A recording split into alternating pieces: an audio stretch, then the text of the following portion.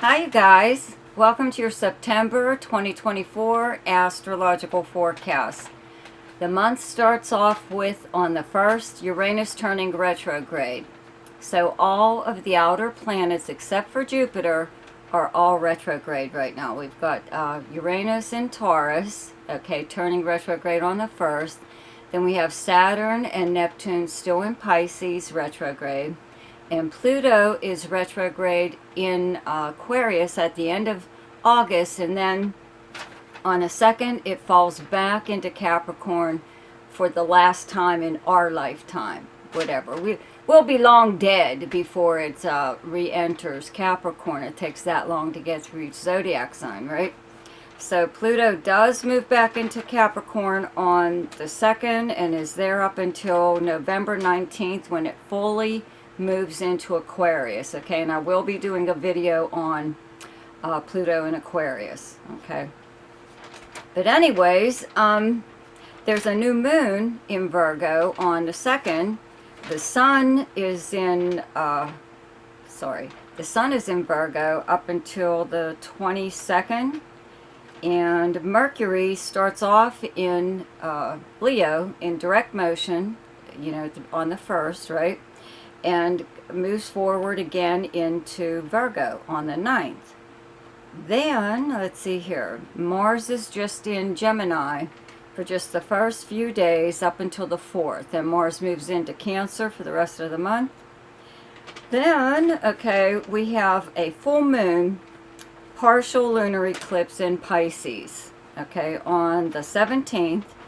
Then on the 22nd, the sun moves into Libra. Also on the 22nd, Venus moves into Scorpio. Sorry, I forgot to mention, Venus is in Libra from the 1st up until the 22nd when it moves into Scorpio. And then Mercury's moving very fast again, okay, in Virgo. It moves it back into Virgo or forward into Virgo again on the 9th and then moves into Libra on the 26th. Okay, so let me see here. I think that's pretty much all I wanted to say about the planets. You guys, don't forget to check out my weekly forecast is now daily shorts whenever there's a major aspect. Okay, so don't forget to look for those, like, subscribe, and share if you like my videos. I really appreciate all your interactions with me. You know what? Now for your forecast. Hi, Sagittarius. So, okay, so you know, planets are in Virgo, your 10th house. That's where you have the sign of Virgo. The 10th house cusp is also known as the midheaven. So if you ever hear that phrase, that term rather, that's what that is. It's the very, very top of your chart. It is the most public house in your chart, okay? It is how people view and speak about you publicly, or even just like on social media, okay? But if you were a celebrity type person, you would be getting a lot of attention right now and probably a lot of press. And I would have to say that it is good press, okay?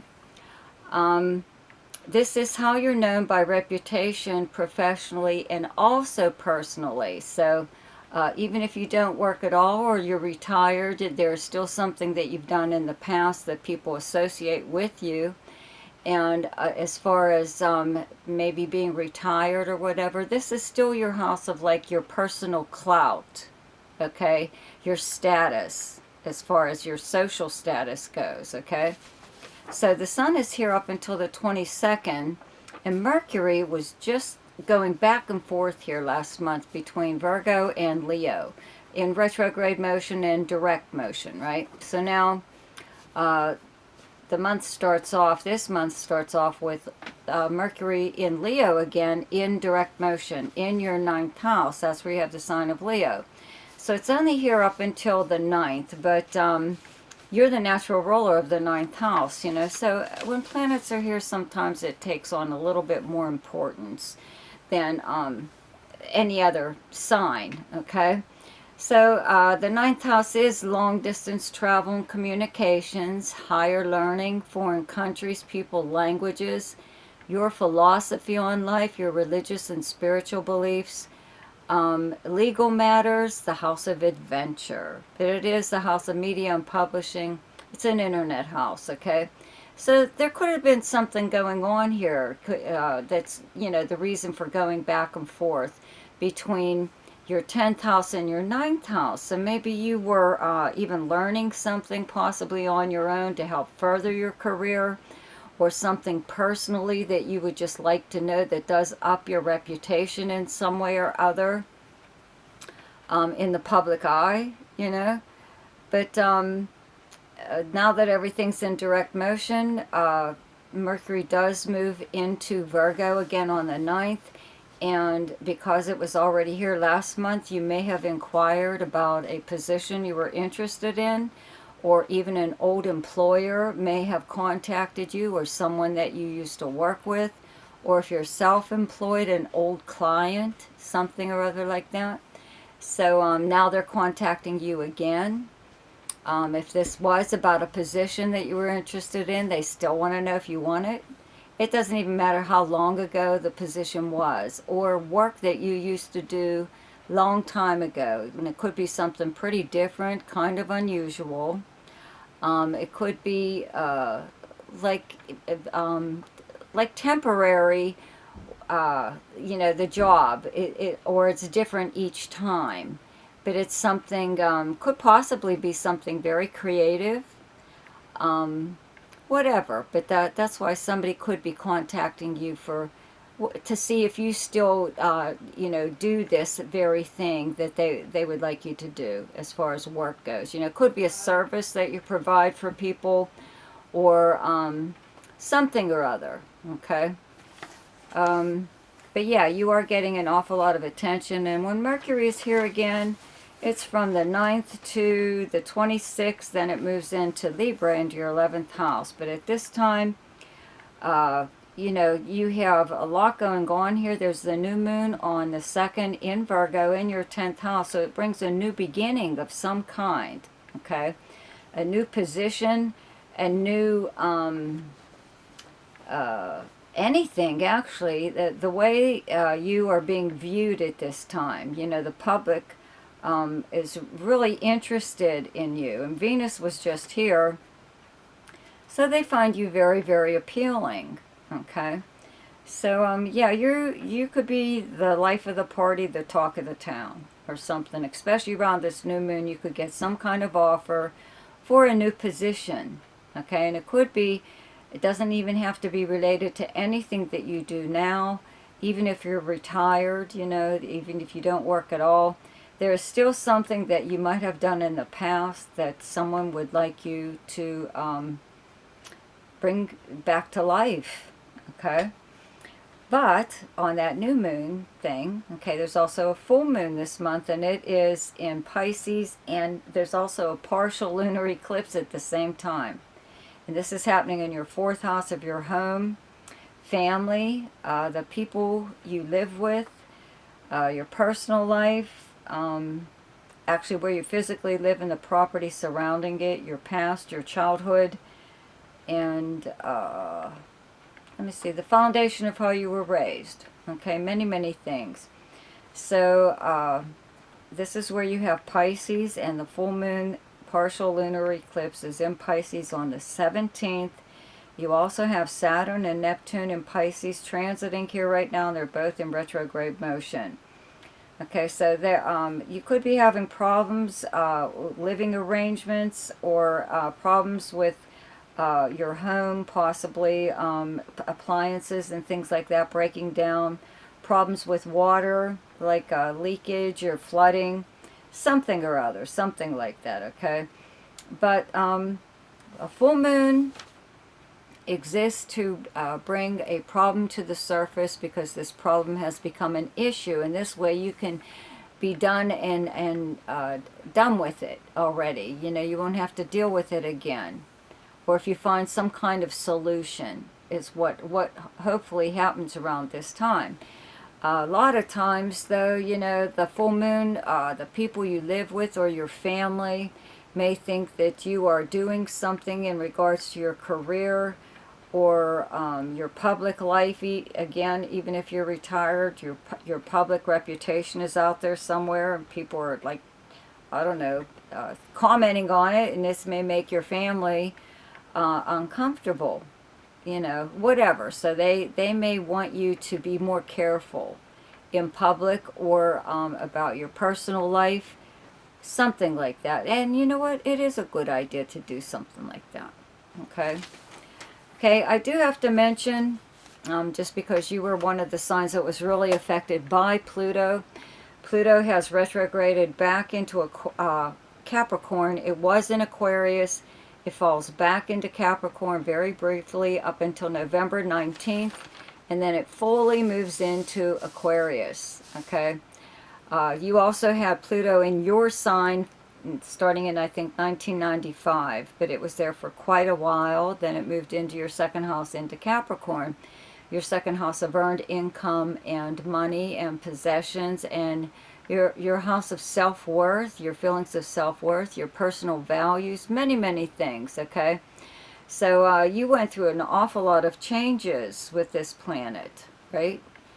One thing it did change is how you earn your money. You had to rely on talents, hidden talents even, or things that you never thought that you were able to do. You would even be able to do. It could even be something like a hobby that you were able to make money from, but you wouldn't have been aware of that possibly if Pluto did not transit this area. Well, anyways, it's in 29 degrees. It's in such late degrees. I doubt very much if it will affect you. But I do have to point that out to you, that it's not in your third house in Aquarius right now. It is in Capricorn, in your second house again. Okay. Also, the planet Mars, okay, is in Gemini still up until the 4th. Okay, your 7th house, that's where you have Gemini. Jupiter is there. Right now, it's the only outer planet that is in direct motion. All the other ones are retrograde. Jupiter will be here until next year. It does bring you lots and lots of opportunities for partnerships. Just people wanting to collaborate with you even. But this is the house of marriage, okay? Mars being here could have brought aggression out from somebody or other who either wanted to work with you, wanted to marry you, or date you, or just wanted to befriend you, okay? So Mars is still here again up until the 4th, but then it moves into Cancer in your 8th house, where you have the sign of Cancer. It's directly across from your second house of Capricorn. These are both money houses. Okay, second house is how you earn your money. 8th house is other people's money and resources. It is any kind of financial institution, though. Okay, like credit card companies, a bank, or the IRS like we have here in America, tax people. Mars here sometimes does bring these people into your life to question you about, you know, bills, or, you know, something or other. You may have to dig up old, like receipts or something. You know, it's good to hold on to things like that. I believe the IRS wants you to hold on to things for like 7 years maybe. And whatever. Okay, so this is the house of taxes. Also passive money, though. Okay, from an insurance payout, an inheritance or legacy of some kind, right? Legal settlement, a refund of some kind, or a lottery win. And you know, Sagittarians are the gamblers of the Zodiac. I always tell you, you know, if you know what you're doing, then you know, play that number, or whatever, however it is that you gamble. Okay, I'm a lottery player, so that's what I do. I've gone to casinos, but the only thing I've ever done was the machine. Used a machine, the tables, all that.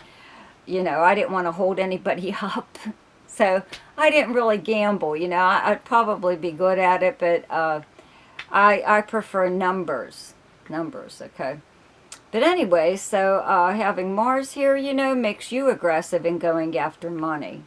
Okay, money or anything that someone may have of yours, because this is resources of some kind. You may have lent something to someone, could be anything, and they never gave it back to you. They probably just forgot about it, and so did you. So this would be a time where you're like taking inventory, you know, as to what's missing, you know, from wherever.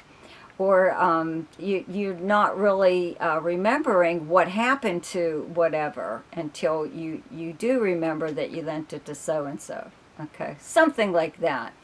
And it does also, this is the house of death and rebirth, regeneration, something ending and a new beginning, replacing it. Okay, so this would have to be, it is a little bit spiritual here because this house is governed by Scorpio, and you know, the planet Pluto and Mars are co-rulers of the sign of Scorpio now, right? So they rule the 8th house here. So this is death or ending. That's what Pluto governs, as Hades or hell. There is something ending, and it's for the better. Okay. So it is a new beginning in this area, kind of like a fresh outlook on quite a lot of things. So then, okay, Venus is in Libra from the beginning of the month up until the 22nd, when it moves into Scorpio, and the Sun moves into Libra on the 22nd, and Mercury moves into Libra on the 26th, in your 11th house where you have the sign of Libra. So your 11th house, it is your most sociable house. It's like your friends and acquaintances, and wanting to see them in person, or at least go out at least once to a live show or for drinks or something or other, you know, get you interested again in socializing in person. But if you can't do that, you can also socialize online. So you may find that you're online a little bit more, or in touch with people that you haven't been in touch with in quite a while. You know, it could be for lots of reasons, but you know, it's just, this is the house of socializing, but it's also the house of any group or organization that you belong to, and also the house of dreams, hopes, and wishes. So you could be pursuing something right now even, okay? Some kind of goal. You could join an organization possibly that, or you already belong to one, so you're spending more time with them at this time. Something or other, okay? Venus moves into Scorpio on the 22nd, into your 12th house of behind-the-scenes activities by you or someone else, secrets and confidences, your house of your subconscious mind and dreams, the house of charity, sending and receiving charity, many things. But a lot of times when Venus is here, it brings about the secret admirer or the secret romance. Okay, so you could have your eye on someone and just be asking around about them, trying to find out more information. And vice versa, somebody could actually be doing this about you, okay, wanting to know more about you. So, the best time to do something each month is when the moon is in your own sign, and the moon is in Sagittarius on the 9th, 10th, and 11th. The best time to lay low is when the moon is in your opposite sign, and your opposite sign is Gemini, and those dates are the 22nd, 23rd, and 24th. The best time for romance, recreation, creativity, fun, gambling, or speculation, and anything to do with children is the 4th, 5th, 6th, 18th, and 19th. The best time for money is the 12th, 13th, 24th, 25th, and 26th. The best time for your career is the 2nd, 3rd, 4th, 29th, and 30th. And the best time for communication and travel is the 1st, 14th, 15th, 26th, 27th, and 28th. So I hope you enjoyed your forecast for September. Be sure to check out my daily shorts, okay, which used to be the weekly forecast. See ya.